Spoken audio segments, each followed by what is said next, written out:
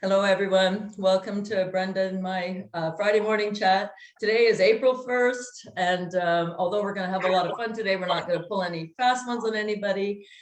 Today is a new moon. I don't know what new moon it is, if it has a name to it or not, so it's beginnings. We're starting new things with the new moon. We have an opportunity to create and manifest and set our intentions for what we want to have happen for the next 30 days. But just wanted to share that with everyone. And welcome, Brenda. Good to see you. See you too, Sandy. Thank you very much. It's moon in Aries today. Is it in Aries?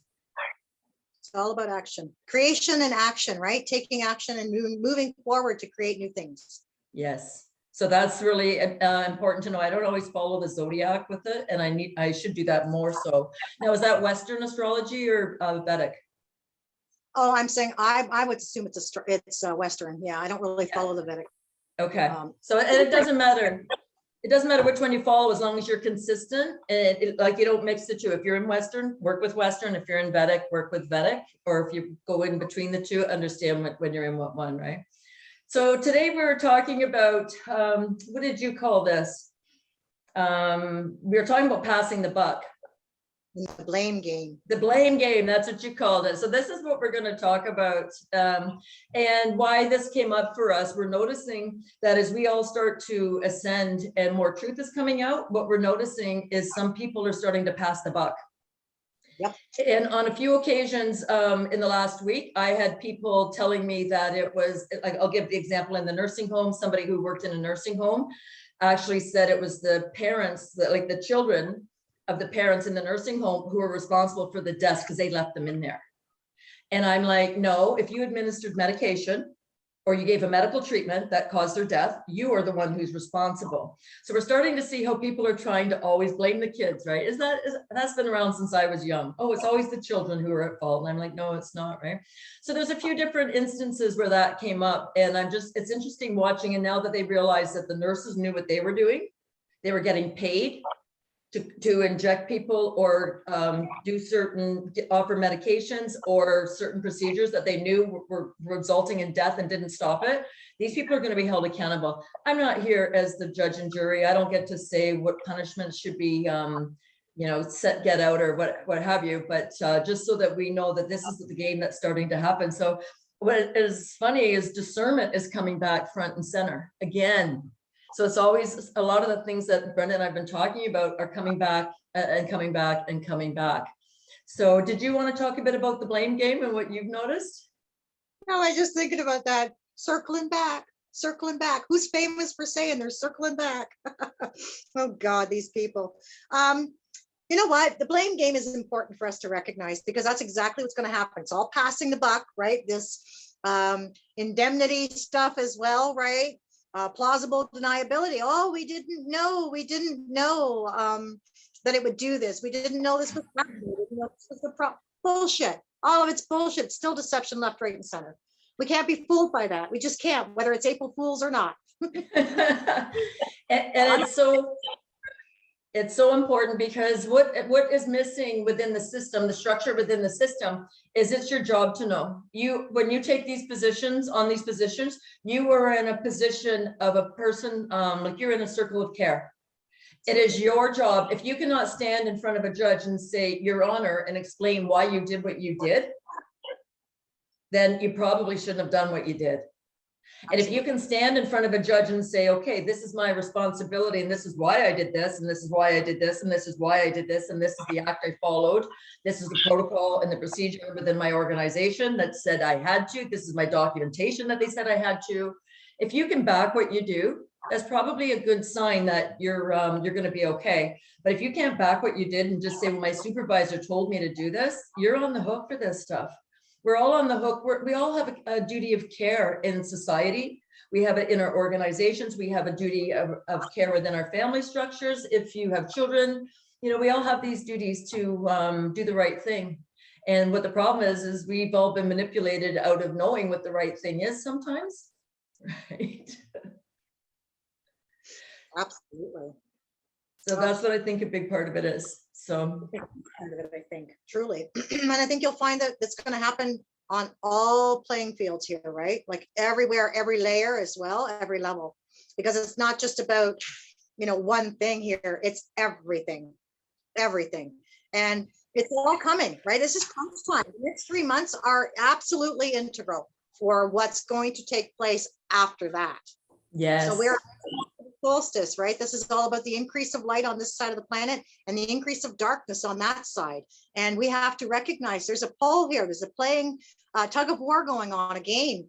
And we got to be stronger on this side as we increase the light and as we hold that light and the line for truth. Yes. Absolutely. I agree with that. You know what came up when you were describing that is the house of cards. So when you create a house of cards, all layers have to come down. And you're exactly right that they're going to be passing the buck all the way through this. And we're going to see just how dysfunctional our systems are. And if anybody, I always say no one's more qualified to be human than us ourselves, whoever each individual is. But maybe new curriculums need to start coming into some of these organizations. We need to understand why there's so many deaths in the medical system by medical procedures and taking prescription drugs as prescribed. We need to look at why there's so much dysfunction in the education system. Why is there so much dysfunction in the mental health field? I just finished watching a documentary. It wasn't a documentary. I don't know if it was just like maybe it was a part of a documentary. And they talked about the CIA and all the experiments they were doing in Nazi Germany and all the experiments they've done in the mental health field. And at some point, we have to understand that how much do you need to experiment on the human psyche to understand when you hurt somebody, that the person doing it is getting off on it. Like, so we never look at the true cause of who wants to find out and why. So we start looking at what their logic is of why they need to dissect somebody or give them electroshock therapy to knock some sense into them. We have to start asking if there's an emotional dysfunction there that they're getting off on it. That's kind of what I see. Absolutely. Right? Absolutely. And I just posted pictures last night. I was taking them off the TV because, I mean, we've been microdosed all along, right? Forever. And there were 3 shows all on at the same time. One was called The Proof is Out There. The other one's called The Unexplained. And the other one was called Codes and Conspiracies. And I'm like, and they were all about mind control and how they used white culture with LSD and all this shit. Like, come on, people. McGill University was huge for electroshock therapy in the 60s and 70s. What the hell did anybody ever think that was going to accomplish? What are you going to jolt people? Give me a break. It's all friggin' S&M. It's all sadist and masochistic stuff. All of it. And it's in the system. The system is based on it, right? So I like that about the electroshock treatment. A little bit's good for you. It'll knock some sense into you. A little too much isn't good for you and it'll take your life away. Like how do you know what the right amount is? Right. This is the insanity that we've allowed to shape the Western world. Yeah, absolutely. And it's despicable. Quite frankly, it's absolutely despicable. Like, we've seen what they did with animals and things like that. Like, it's yeah. Can't even. I know. Can't even. So, and we're all at different stages of awakening right now. And it's okay if you're just this is the first you're really looking at just how sick the system is, because it's not about when we wake up, it's what we do with it once we wake up. Do we go back to sleep? Do you start looking deeper into it? And I know people who feel bad because they don't think they're speaking up enough. And I'm like, who's to say you're still not in your learning curve? You're still learning what you need to know to speak up. But these people are not, they don't work in the system. They're not causing pain and suffering to another. They're waking up the best they can, trying to explain to other people why they need to wake up and start looking at things a little differently. So we're all at a different point, starting point in here. There's no right or wrong. But what we're finding as well as the competition, people afraid somebody's going to get ahead of them. That's that negative spiral down. When you talk about coming back full circle, this is the first time we're spiraling up that I see. We're waking up, we're coming around, discernment at a new level. Okay, the game, as we go further into the game of trying to break out from the psychopathy or the matrix, they're trying to bring us down. But as you said, we're the light, we're starting to spiral up. Okay, now we get this. So now we understand everybody's going to pass the buck. And it's the same way with abuse, always blaming somebody else for the problem. And I'm not saying that if you've been hurt, it's not acceptable that you've been hurt. You still have to be the one who does your own work and try to bring yourself back out of it and restore yourself as a human being. But it's the people who turn a blind eye, blame the next person, or the person who does the abusing turns to the next person and says, well, or blames the victims or what have you, right? So it's just an interesting dynamic that I think is unfolding, that we're seeing this for what it is, right? Absolutely. April being the 4th month carries an energy about it that is about surrendering to our role, recognizing our power and moving with it, right? Working with it. And this is going to be a telling month for a lot of things, a lot of things. And a lot of that stuff is literally, well, I was told to do it, or they made me do it, or I could have lost my job, or I was only doing it. And none of that flies. I don't really care what people say. I'm okay, granted, I'm blessed to be in a position where I don't have to deal with people like that, but others I know, and most of my clients did and were and are. And you know what? There is no excuse. There's no reason for hurting another person. And even if you are ignorant to the fact that you're hurting them, or that what you're doing to them could be harmful, that's not excuse. That's not a reason. And that's nothing to fall back on, period. As far as I'm concerned, everybody needs to own their shit and be held accountable. Absolutely. Totally. I like that, owning your shit. It's interesting. You're the second person to say that about April. My astrologer says April's going to be a rocky month. So there's going to be a lot of disclosure, I think, and we're already seeing it. But I think we're going to see not just the disclosures, but we're going to see how people react to it. We're going to see who tries to push to keep the old system in play and who says, no, this needs to fall, but we've got suggestions for a better way.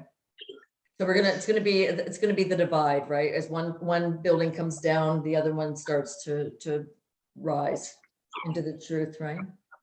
Because Trudeau and Jagmeet Singh have teamed up, rather, because minority government wasn't doing it. So you pound the two together, and boom, you've got the overreach, the overreach, all of that. But then I saw an article about Doug Ford talking about how something to do with vehicles and registrations, and then the very last comment was something to do with giving the police authority to arrest without warrant. Like, excuse me?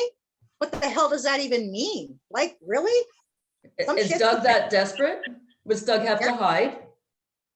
Right? And this is the problem. And the rest of the politicians that are sitting in these buildings do nothing about it. So the whole system has to come down. I know there's a lot of talk about replacing the existing structure with different people. I don't know that that's going to be the solution, because the system is designed for psychopaths and perverts and control freaks. So I think what has to happen, we have to change the structure of government. I do not see why Queen's Park is not sold, the money distributed to all the people in Ontario, and turn it into condos. Like, why not? Why not? Why can't we do something along that line? Well, I'm not saying structurally, I have no idea if that would be a sound move or not. But just because it was that way doesn't mean it has to stay that way. That's right. Right. And everything is evolving, right? So nothing's going to stay put. Nothing. Everything we moved. That's the problem, I think, that most people are finding, is that the powers that be are scrambling to hold everything the way it is. And we cannot continue that way. We are evolutionary beings. This whole experience is about evolution, moving forward and expanding. It is not, you just can't. When it's time to grow, it's time to grow. And there's nothing anybody can do to stop it. When it's ready, and when people are doing it individually, you cannot stop them. If they turn off the TVs and they stop watching the news and they stop playing a game and they stop playing, doing what the government is telling them to do, the ones who are governing your mind, right? Government, that's what it means. Give me a break. Take the power back for yourself. Own it. Forget the rest of that shit. Live your life the way God intended you to live. Yes. Whatever. And I do see that happening. I do see more of that happening. And we're starting to observe the people who choose not to get it. So what do you gain by not getting it? Right? Are you attached to your worldly, earthly possessions? Are you just materialistic? Is that all you're capable of understanding, your own divine nature? So a lot of things are starting to surface. Absolutely. And it's a beautiful time. It's a hot mess, but it's a beautiful at that, right? I agree. And we're all here for, really. I do keep coming back to that. And I know maybe that's my own personal spiritual perspective, or my own personal perspective, period. But ultimately, I don't believe in accidents, mistakes, or coincidences. So I know that this shit's going down exactly like it's supposed to. It might not be what I thought it was going to do or what I wanted it to do, but this is energetically we have been brought to for a certain reason and for specific purpose. Yeah. And even knowing that consciousness changes by what we put into it, and the example of what you're talking about, maybe there was a plan originally, and for whatever reason, one thing changed or something happened that caused another reaction. An action caused a reaction and it had to shift, but it shifted to be where it is now, like what you're saying, right? Yeah. Yeah. And that I was just talking, I was just doing, I did a radio show last week and we were talking about the cosmic laws. And, you know, a lot of people don't know that there are laws in place, that there are things that actually govern this experience for us. And that as soon as we can kind of get into alignment with them, our lives go a lot easier because you're going with the flow of universal force and you're not necessarily swimming upstream anymore, which quite honestly, I don't want to be a salmon anyway, but and they're the only that, right? The rest of us struggle like hell. But there's, you know, cause and effect is a law. It's a cosmic law. It's a universal. What you put out there is going to come back. There's always movement, right? There's always ebb and flow. And that's important to note. If you can catch the flow, which is individual, but also collective, then you can move forward with it and you can do something. You can build with that. If you don't, you're going to be working against the system constantly. What happens, right? It's a fight. It's an absolute fight all the time because their opposing forces are going to push back every time. What you resist persists, right? We got to go with it. We really do. And we got to use it. It's like a keto. It's like that martial art of keto, I think they call it, where you use your opponent's force against them instead of against you, right? You're not going to believe this. That just came up today. I was just talking with a gentleman. What do you call it? What did you call it? ODA. Observe, orient, decide, and act. And what they're teaching this in schools, as what this person told me, that they're teaching this in schools now, that you observe what's going on and stay in that position and change it energetically with your mind. Observe your opponent, use their energy. So that's basically what we're doing, right? That's what I'm seeing that we're doing. And it's interesting your salmon analogy, because a lot of people have been trying to stand up for the right thing for quite some time and kept getting pushed back. They were going in the right direction, but now it's like the tide has changed and they're following in your direction. So the collective tide is turning around. So we were going the right way by going upstream, and it was a little difficult at times, but oh well. Once, I think it's like, I don't have children, but I think it's like childbirth. It only hurts up until after the baby's born, and then you remember the pain, but it's not painful anymore. I don't know if that's the proper analogy or not. I don't know, but and I laugh because I say that having had two myself, but knowing that kind of like coming back to this planet and this experience, right? You forget the shit you went through when you were there because it was just a beautiful thought to start with, and then boom, right? So we keep coming back. We keep finding a beautiful rose. That's the other thing, right? I always say this to my clients, you know, it might look like the biggest pile of shit you've ever seen. It might stink like it too, but honest to God, those blue ribbon roses are coming right out of that, right? That's where they're coming from. And you grow the best vegetables from the shittiest pile of smog. It's crazy, but it's true. That's the point. We're going to be one hell of a bouquet when this is all done. Yes, beautiful analogy. Very nice analogy. Right. But that is definitely watching as this all unfolds. And there's a thing called tough love. It's not about being mean or cruel or anything like that, but when we're seeing things that aren't making sense, or we're watching people pass the buck, we call them on. It's happened to me it didn't happen to me, but I saw people having conversations and trying to do it within group settings and just say, well, this wasn't my fault, or there's good people who work here too. If the good people in an organization that is corrupt are not standing up to the corruption, that's not a good person. That's an enabler, bystander, a naive person.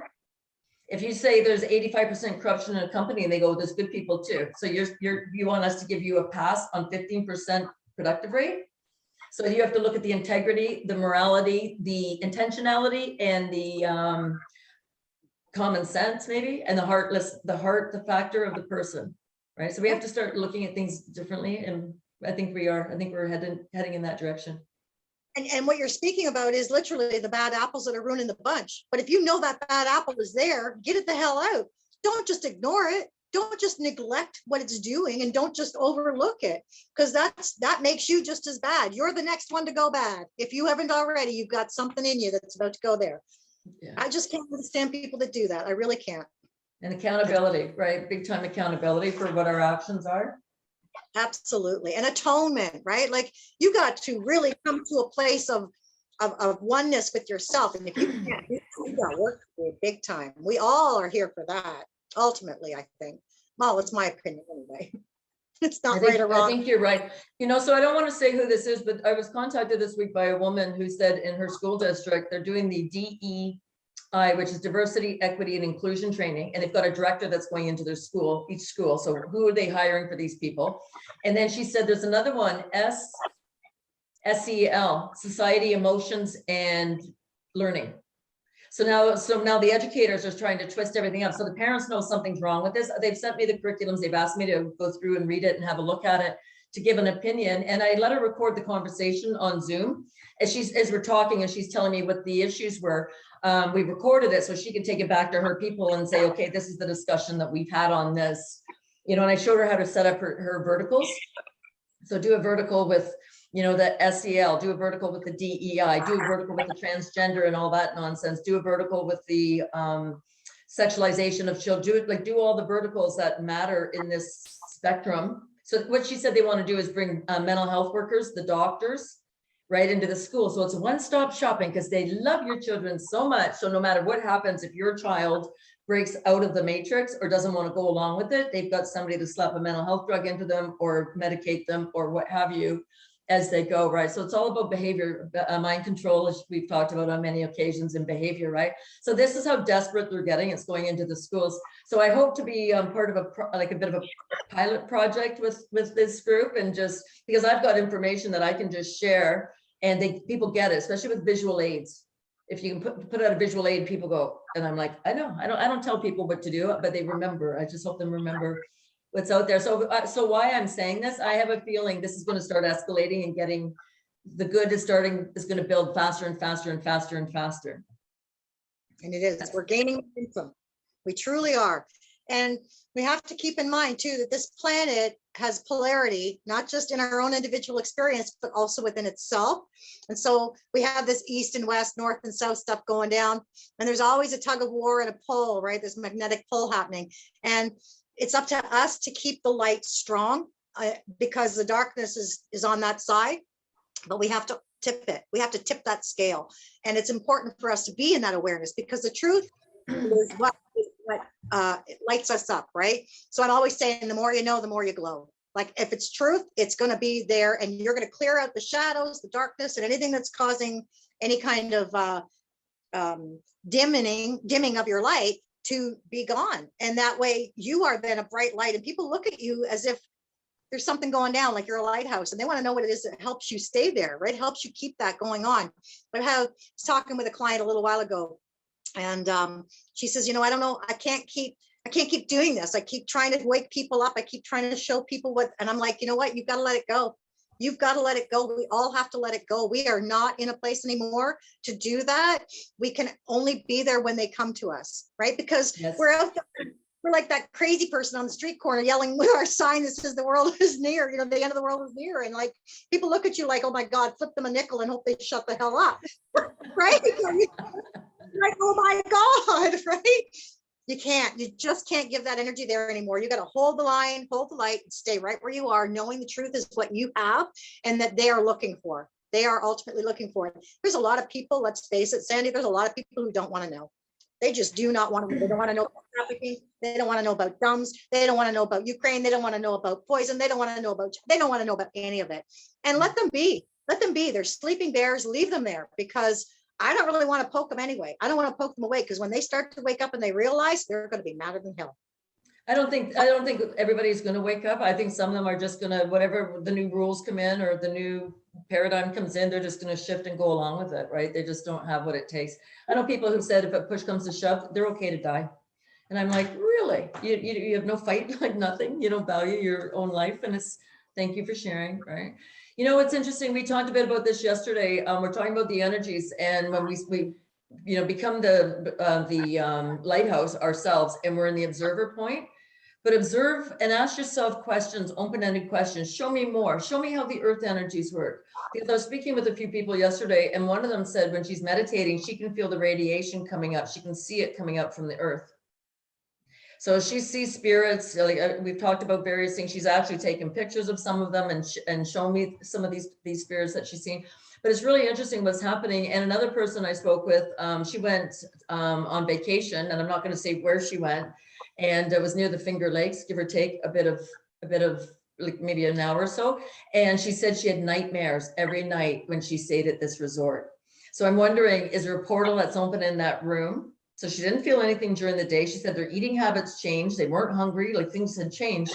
But is there a portal of energy? So sometimes you can sense energy when you look at it with your peripheral vision, and you can sense something is there. Sometimes you see it, sometimes you hear it, sometimes you feel it, sometimes you just know it. I worked with one fellow, this about a year or so ago, and he told me in the middle of the night, he'd wake up and it sounded like people were bowling in the living room. He goes, it sounds like a bowling alley. And I'm like, really? Sometimes I would wake up and hear there's a party, but I know there's nothing going on the main floor here. So it's just an interesting, so be open to experiencing different things, because what is happening is, I think, as the veil is lifting, we're going to start seeing things, and we're going to start questioning whether we are crazy or not. But you maybe don't want to share that with somebody who wouldn't appreciate the experience that you're sharing with them, but find somebody who would appreciate it or can validate it. I was speaking with somebody today about left-handedness, and I said the left side of the body is the receiving hand. Your left hand is receiving. And I talked about in school, some people had their hands, their left hand slaps, and they were told to write with their right hand. Isn't that right? Two different spellings, but the same word. And he goes, I was always left-handed. And he goes, but I never got like the strap in the school. He goes, but they always made me write with my right hand. But that left hand, the receiving hand, they don't want you receiving what's good in the world. They want you giving everything up with your right hand. Just, and as I'm saying this, he got it. Like I don't know if he hadn't heard that, but it confirmed what he already knew on some level for himself, that it was okay to be right-handed, but maybe I just gave a different explanation to reinforce what he's thinking. So when we're open to learning new things, that's when we have some amazing, incredible moments that somebody can share a piece of information that we didn't have, right? Well, so I'm left-handed, eh? And I'll tell you honestly, I went to a Catholic school, and that was actually talked about a lot in my youth. My grade school was Catholic. I'm not Catholic, but my stepmother was, so she got me in there. Yay. Anywho, my teacher was also left-handed, and I think that's the only thing that saved me from having to do that crap and maybe about 5 years worth of time, because I know the ones that were older than me, they were restricted to that. They were often pushed to write with their right hand and things like that. And it is about directing energy. The other thing is they don't want you pointing. They don't want you pointing with your right hand. They don't want you pointing. Why? Because that's a power. That's a power. Oh, totally. Anybody who points at you is you. Like when people point at me, I just take my hand and just put my finger on their finger and just. Yeah, most of us were taught polite to point. Well, it's not polite to point because there's a reason for that, right? It's not just about energy. It is literally that. And that's where your power is, right? So it's interesting to think about, that left and right stuff too, because, the crossing of the hemispheres there, that right stuff takes you into the feminine, and that left side takes you into the masculine. There's no coincidence there either, right? It's really important to look at those things. Excuse me, but there's a lot of power in recognizing who you are, what you're all about, and what you have as a containment for yourself. Forget what you're directing out or bringing in or any of that. Just where are you? Where are you and where are you at? You got to feel good. You got to feel good despite, in spite, and to spite everything. That's one of my favorite sayings. And I have to say, I use it all the time, because it isn't about anybody else but us. It's really not about anybody else but us. We can look out there, and there we go with the blame game, right? We can say, well, that person's energy is causing me to be off. Well, you know what? If you were responsible for your own energy, it wouldn't even touch you. It wouldn't touch you. It would have no effect. And look at that. Let's expand on that. And just because your energy is off doesn't mean it's a permanent thing. If you don't know how to defend your energy or stand up for yourself, doesn't mean it's permanent. Maybe you just weren't given the skills or shown how to do it. So it's interesting. On Saturday, I met with a woman and her 12-year-old daughter, and a lot of things are going on in the school system, and the mother's worried about certain things. But I was showing the daughter how to stand up for herself, and we end up, we were in the car, but we got out of the car, and I showed her how to create a 3-foot boundary, a ring around herself. And I walked up to her, and she let me come right into her field. And I said, no. You got to know that you have the right to protect this. This space is yours. And I reinforced with her mom, like you and your mom talk about things, right? But I said, but it comes to anybody else. And her mom was standing there. So I'd show her how to create 3 feet around her. And it took her a couple tries. The next time she got out maybe a foot, the next time maybe 2 feet. And I always do that. Okay, pretend I'm coming to take something from you. And I got to about 3 feet out, and this kid looked at me and she goes, get out. And I'm like, Good for you. So sometimes people have to be shown how to do this because we're always taught to be nice. Nice doesn't help you when you need to defend yourself or set a boundary with people, right? So, and it doesn't mean you have to be mean, but we didn't show her how to be mean or anything like that. But just if somebody's wishing you ill, this is your right to have this space. Could you imagine every child being told that given that boundary that you have the right? We used to be taught. We used to be taught that. Here, you know what I do when how I teach people that? I get my dowsing rods out. Yes. And I teach them, where's your energy, right? And then we walk towards them with the dowsing rods. You can tell right away where their energy is. And they see a visual then and they're like, holy shit, man, that's wild. But personal space is incredible. That's your God-given sacred space. And as far as I'm concerned, nobody's allowed in there unless you let them. Nobody. Right. So that is extremely imperative for people to learn that they have the opportunity. I teach people to bubble themselves all the time, because it's critical, especially nowadays, right? You've got to have a barrier, if not a buffer, okay? Just even a buffer. Like today, you don't go out like yesterday, maybe in shorts and a t-shirt. You could. Yesterday, it was a little windy, a whole lot windy, mind you, but it was 17 degrees over where I am. And I'm like, holy crap, today I woke up, there's snow coming down.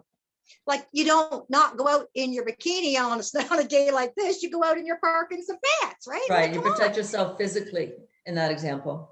Absolutely. Right. Absolutely. So the dowsing rods is a really good, it's a really good explanation. It's a really good illustrator. Visual. Yes. Visual. And I wasn't planning on having that conversation with her, so I didn't take them with me, but I do that when I have people here. I show them how to use that, the exact same thing. But knowing, and what was really neat about this, she started doing it with her mind. So she's setting the boundary with her mind, and that was also maybe giving her the first taste of mentalism, using your mind to be able to create what you need. So if nothing else, yeah, hopefully her and her mom can have a good conversation about it and know that she has the right when things are getting crazy at school, that she has the right to set that up, right? Only an I in responsible, which means it's all up to you. Nobody else is responsible for you but you. Ultimately, even when you're children, you got to learn that, what most of us are not taught. But I've always said that, the response and your ability to respond to it is all up to you. That's why there's an I in the middle, not a we, a you, or them. It's right. An I. And I do get the premise of that, but again, we have people who take more than they deserve. So sometimes they're abusing somebody or intimidating or threatening them. So it can be really hard to do. So don't feel that if you're in one of those situations that it's going to all be on you. You have to learn how to do this gradually and take appropriate steps to make yourself safe, right? So we're not going into that. We just want to make sure that we don't have people who've been hurt think that it's all their fault. It's not, but it's your responsibility to get yourself back on track. See, most people don't believe they can. They have choice or that they can do something, and you sure should do. That's why this world is so messed up. So this is what's going on, because you go to an expert and they start blaming you. You go to somebody like a professional and they say, well, what did you do to bring that on? And I'm not saying they all do it. So we have to understand that the matrix is in place to keep the people suppressed. So this is where we're flipping it, and maybe not going to the traditional so-called expert, but maybe seeking out different people or different ideas to help get them where they need to be. That's kind of what I'm seeing with this, right? So can you think of any other blame games? So think of sports. Look at sports, right? If a team loses, they blame the goalie or they blame the defense, or it's always somebody else's fault. And in that example, we're not talking life and death. But this is just something that we always do, is looking outside of ourselves for whatever, whoever's responsible. And it might sound like we're being hypocritical because we're saying it is the people in charge that are given a care. Yes, you do have a responsibility to do the right thing, but we're just taught as a species to blame. And even when I look at, I was reading up on the black sheep. I was wondering why families are so screwed up, right? And I was reading up on the concept of black sheep and in the family, you're right. I love how you just smiled there, because yeah, right. And what it says in the literature is, well, one of you chose to be the black sheep and one of you chose to be the golden child. Well, that's blaming right there. You're different, so it's your fault. So there are a lot of things to look at within the human psyche and in our emotional centers and how we handle things to see how we're going to change this going forward and stand in our autonomy without being aggressive. And because warrior stance. Crunch time. It is crunch time. There's a lot of layers coming out, right? A lot of layers being revealed. And on multidimensional experiences, are happening all the time for people. And they're kind of throwing themselves into a bit of a tizzy with it because they don't really get how it works, but it is all related. Everything is related, right? And what we are doing here in the third dimension, as above, so below, is also another cosmic law. And, that correspondence is happening. So we have to really recognize that we're incredibly powerful beings, which is why they're trying to continually disempower or keep us powerless or teach us that we're powerless. Nobody wants to be, nobody wants a worthy opponent, right? They just don't, especially when they think that they got to be the powerful one. Yes. We're all and even part of this blame game is competition. We were talking a bit about this yesterday, and we use the analogy that when you're driving down the highway, like a multi-lane highway, somebody's in front of you in the fast lane and they won't pull over. So you switch to the middle lane and you want to go on your speed. Well, they speed up. And as soon as they get beside another vehicle in the middle lane, they slow down again, keeping you behind them. So we talked about this yesterday, and I spoke to a gentleman this morning, and we use this analogy. We were laughing because people get it. So then they slowly get ahead of the vehicle. You go to pass them again, they speed up again. And this goes on. And I always say that, like, if I could talk to that person, I'd say, buddy, we're going to the same place. You get the best parking spot. I'll just stay at the entrance. You park where you want first, and I'll take the second one. But chances are we're not going to the same space. And that's one of the negative masculine energies, is competitive when not called for. So, but we've been taught in this world, we have to compete for everything, compete in sports, compete in school, compete for everything, that this is one of those concepts that keeps everybody slowed down, is that false sense of competition. We're not in competition. Like, this is just things to catch yourself in the throes of. Are you the one who speeds up so that you can keep people behind you? Because it gives you a false sense of power. we can lose it pretty easy on the highway. I went through this a number of years ago trying to pass this guy. Next thing you know, he's doing $1.60, and I look at him and I'm just like, what? Like, go ahead. And then he finally caught himself and slowed down. It's like, we're probably not going to the same place. We're probably not getting off at the same exit. But that was just how they're trained, right? Well, and that actually brings to mind something I was speaking to somebody about not long ago, and that's competition within women, right? Women vying for the affections of someone else.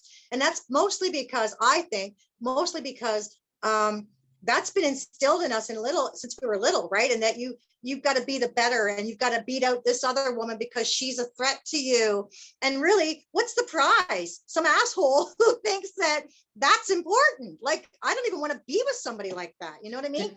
The concept of competition has got to go. And this thing with the women, this has come up a few times this week, that they think you're getting ahead. So they start sabotaging you. But they don't tell you they're sabotaging you. They do it in a real sneaky way. So if you suggest, hey, I think somebody should come into this group and we should bring this person in here because they've got some really strong skills, and the other person says, no, we aren't going to do that. But then they turn and recruit them for their group. Like, women don't need enemies. We just have to, women are our worst enemies. And this is what they call the divine feminine, or the sacred mother. This is where women need to grow up. And it is in so many places that we're competitive. That's why I always love being self-employed. I don't compete with anybody. I don't have to. No, right? Well, that's where women end up deferring their power over to the man, right? Like, they all want to compete so that the man wants them. Like, at what point did we get to that? Like, I don't even get where that is. Like, is that just because there was only so many men out there, or was there only so many women out there? Like, that just doesn't even make sense to me. It's just ridiculous. The point is that, as women are constantly competing with one another for what? They intimidate each other. They threaten each other. Why? Because they want to be the best for that person. It's not even about them anymore. It's not even about relationships. It's happening in business. I know a woman who is president of her organization for the year, and she ended up calling these people vipers because the things they would do to her and organize and try to take her down at meetings and take her down energetically. And I'm not going to say what techniques I showed, like, she'd tell me each whatever's going on, and she'd tell me where she's going, and I would say, okay, this is what I think you should do for this time, and explain how to go in and have somebody have your back, whatever it is, right? But it's interesting because now that this person is no longer president, the vipers haven't changed. They haven't forgotten the fact that she didn't kiss their ass. So women have some responsibility to grow up. And what the funny thing is, they think you don't know they're doing it, because they're Yeah. really sneaky about it, or, you know, they're doing it behind your back. And it's like, when you wake up, you see these games, it doesn't matter. These games don't change anywhere. It's the same game of a dysfunctional or disordered personality. It just depends on how far you will go to hurt somebody to get ahead. And this is where the toxic femininity is we're going to start to see more of that as people jockey for position. You know, and it's like the traveling analogy. You know, it doesn't matter who's going what speed at what time, because chances are we're not going to the same place. So be happy for your fellow females, your fellow males, you know, but let them live the life they want to live, providing they're not harming anybody. But this is where like the head games, the blame games, the competition, all this stuff, it needs to be tossed to the curb, right? Absolutely. Yeah. Time is done. I think so.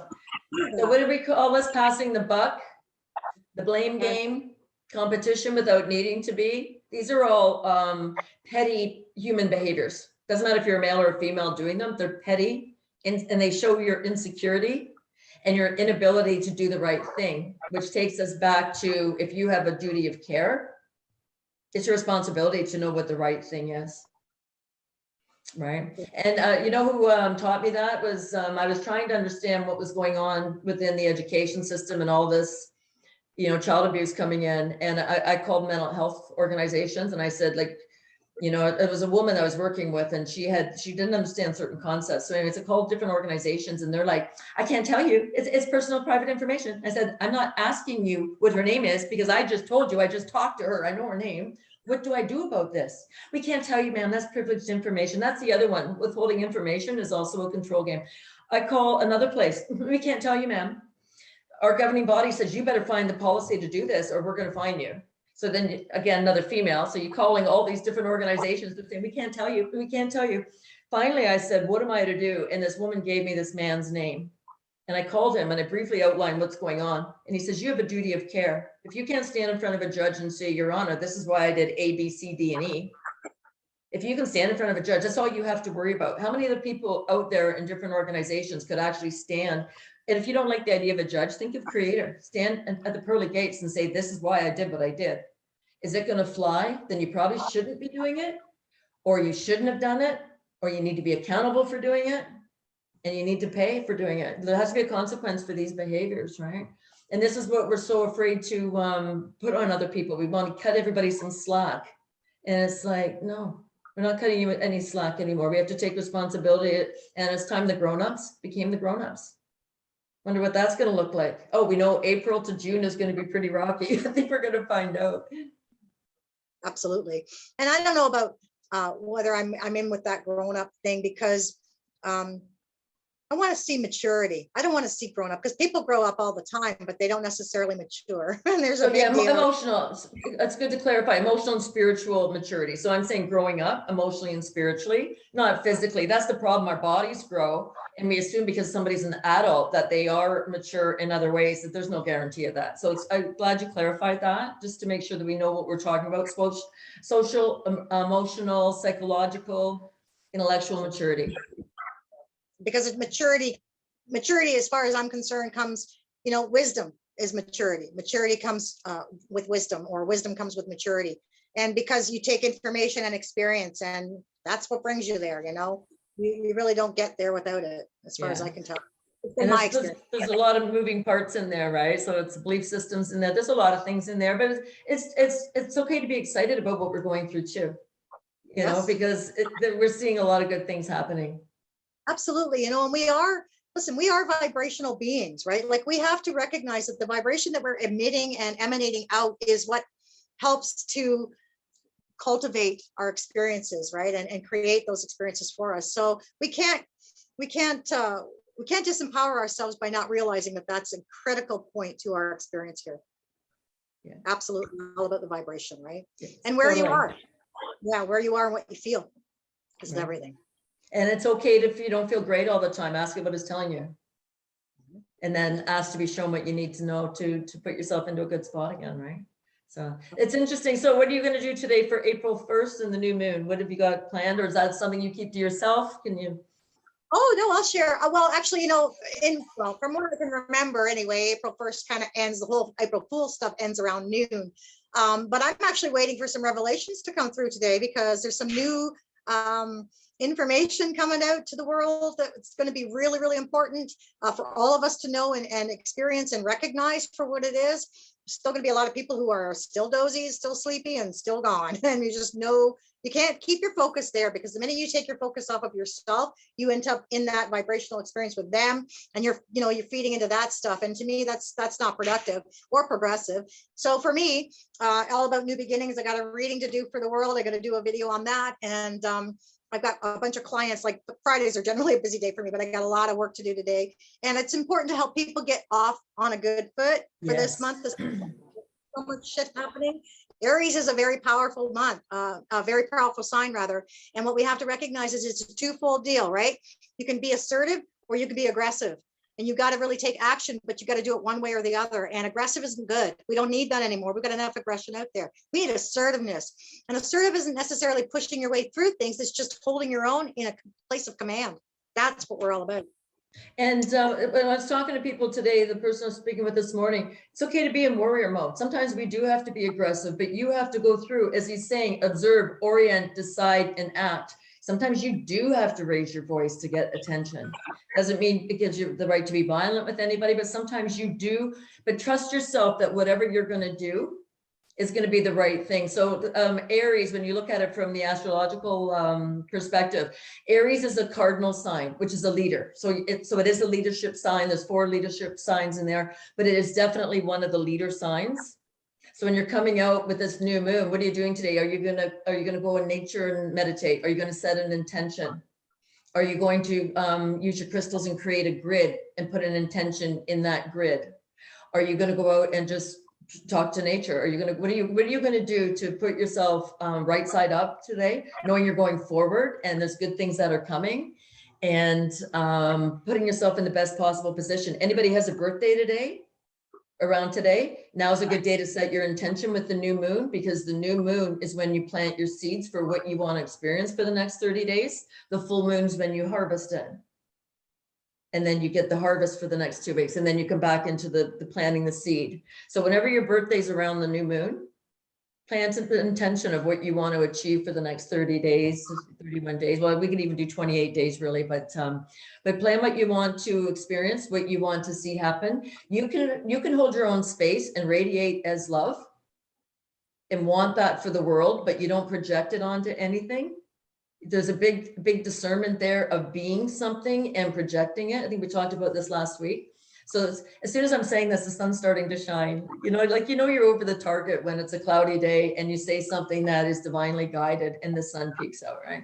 So have fun with it today, April Fools. So I don't know if there's any pranks. I haven't gone out and looked to see if any pranks are on the social media or anything today, or anything on the media, but it's afternoon now anyways, it doesn't matter. Right. So. And it is an action month, right? Action, Aries is an action sign. So again, like I was saying, assertive or aggressive. And yes, sometimes you've got to be a little bit of aggression, like it's got to be a little bit of aggression in there just to let people know where you're at with that. Boundary, yes. It's not about projecting, it's about holding your own. And that spiritual Aikido we were talking about, using those opposing forces against them, not letting them affect you, but like rebounding them outward. Buckle up, people, put a chrome mirror on it, whatever the hell you can do. You don't need to, just reflect. Just reflect. You don't need to project anything. Yes, just gonna. Totally. And that's what this month. So that's your backup plan if you encounter any difficulties. But April, think of planting seeds. We're in the spring. This is where you plant your seeds for the harvest that's coming, going forward. Flowers always bring May flowers. I haven't heard that in a long time. So maybe if that's okay, we can leave it there. If that's all right with you, Brenda. And as usual, our information is in the description box if you want to reach out to either of us. And have yourself a beautiful month and a beautiful day. And we'll see you next time. Bye-bye. Yes.